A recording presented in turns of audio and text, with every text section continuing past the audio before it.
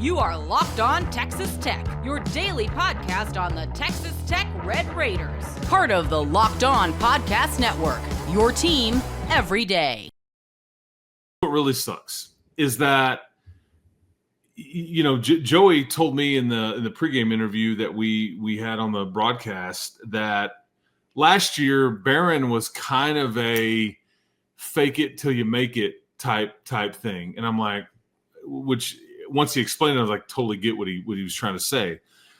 He didn't feel great last year because there's been a lot made about he's confident, he feels good, he's in the weight room, he's doing what his teammates are doing, he's lost a little weight, I mean, all the things, and he just feels good. So it's easy to be juiced up and excited and hyped and all the things.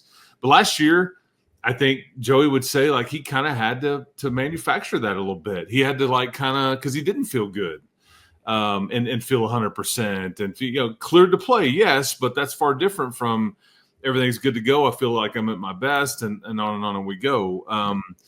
So now we're back to that. It just sucks. And I did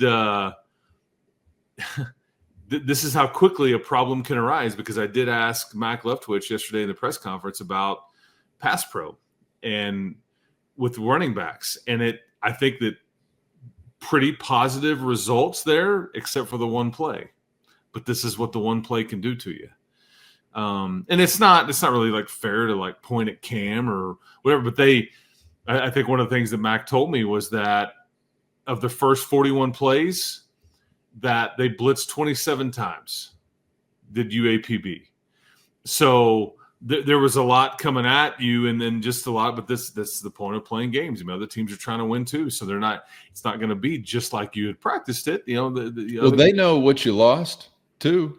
Yeah. Like they know that you're working with some guys who are trying to get better. Let's test them. So let's exploit the hell out of it. And others will continue to do that as well. And send, send different looks and all those things and try to test those running backs or tight ends or whatever it is. But anyway, I just think it's like with Barron, it's just a bit of a stay tuned. And if not, Will Hammond will take the ball and you'll be just fine. You absolutely will. You'll be just fine. These would be good for him too. So we'll see kind of where it goes from here. Yeah, I think it's just all about thinking down the road. It's not about, hey, can we survive these weeks? I hope, and I am knocking on wood after saying that out loud because college football can be a weird thing. But it's not so much about the issue. Certainly this week, I hope we're able to say that the following one as well. But you're thinking about, all right, well, then when does that put the season wake-up call? Salt Lake City?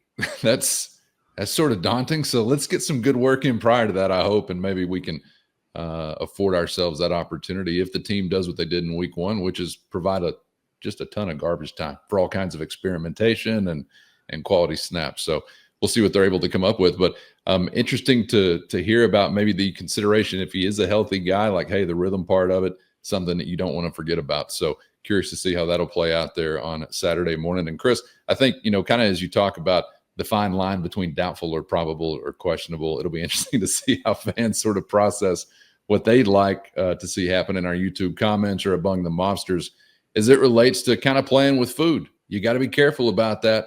Kent State on a heater right now.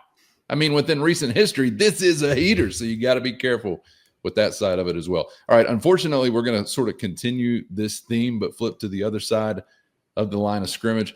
Chris, this was not a figurehead of your team, or even I don't think technically as a starter as you kicked off the season, but a favorite of this podcast, certainly a favorite of mine. Michael Dingle, the other guy that I think got the majority of the attention as far as an injury that took place on Saturday. And that position already really interesting because some things were afoot through fall camp that led to opportunity for John Curry, which he took at least to this point.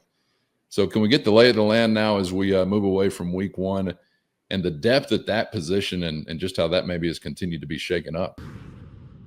First, today's episode brought to you by The Game. Quick question for all you college football fans out there. If you could go back in time, sit front row at your school's biggest rivalry game, say in the 80s or the 90s, what hat do you see yourself wearing? Could it be this slick-looking lid I'm rocking right now from The Game? Yes, that's the correct answer.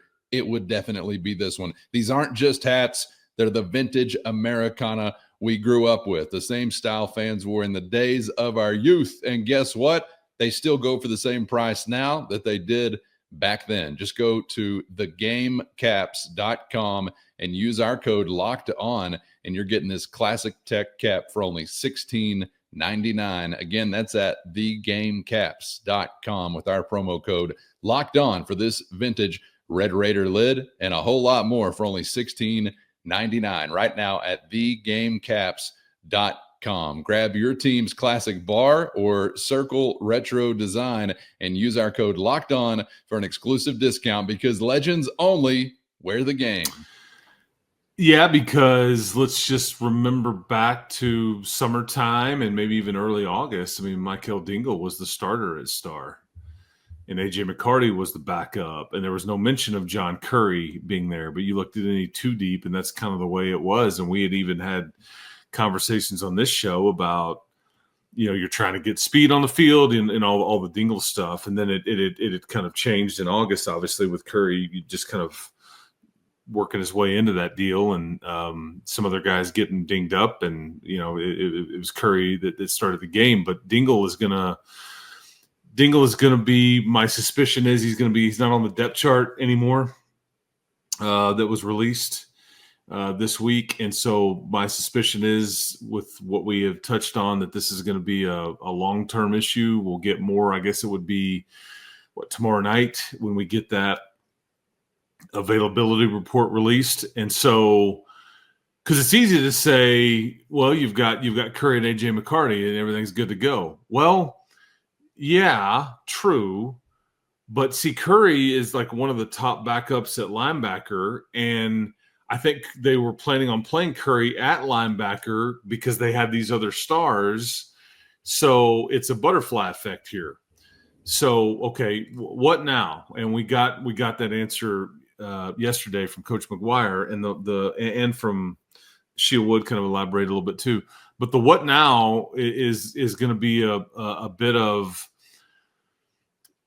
Curry and McCarty is the easy answer. But then, okay, then what? And I think you've got some things where Oliver Miles has emerged as a pretty good option at safety, and Brendan Jordan has played some star some. So in a pinch, Brendan Jordan can move to star, and then now you can move one of your younger safeties up. You've also got Peyton Morgan and Malika Skara back there as well. But you see what I'm saying? It's like Dingle goes out, now we start having to move all these different pieces, and because one of the dirty little secrets with your team is